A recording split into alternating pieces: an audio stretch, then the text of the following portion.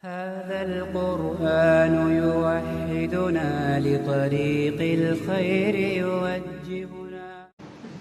الحمد لله رب العالمين الرحمن الرحيم مالك يوم الدين إياك نعبد وإياك نستعين اهدنا الصراط المستقيم صراط الذين أنعمت عليهم غير المغضوب عليهم ولا الضالين آمين. قل أندعو من دون الله ما لا ينفعنا ولا يضرنا ونرد على أعقابنا بعد إذ هدانا الله كالذي استهوته الشياطين في الأرض حيران له أصحاب يدعونه إلى الهدى ائتنا قل إن هدى الله هو الهدى وأمرنا لنسلم لرب العالمين وأن أقيموا الصلاة واتقوه وهو الذي إليه تحشرون وهو الذي خلق السماوات والأرض بالحق ويوم يقول كن فيكون قوله الحق وله الملك يوم ينفخ في الصور عالم الغيب والشهادة وهو الحكيم الخبير.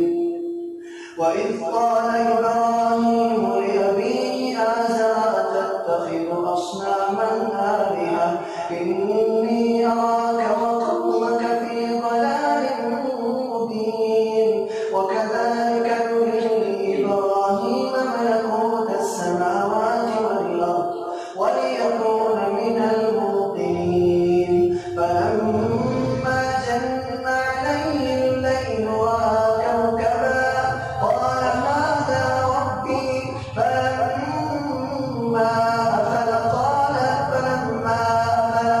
لا أحب الآفلين. فلما رأى القمر بازغا قال هذا ربي فلما أفل قال لئن لم يهدني ربي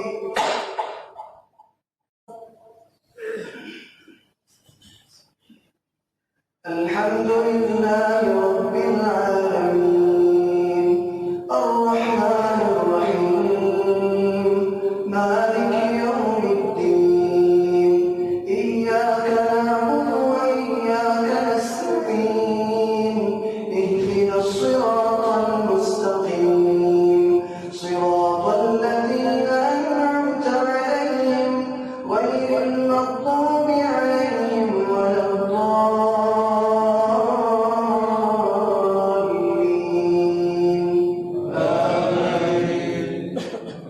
فلما رأى القمر بازغا قال هذا ربي فلما أفل قال لئن لم يهدني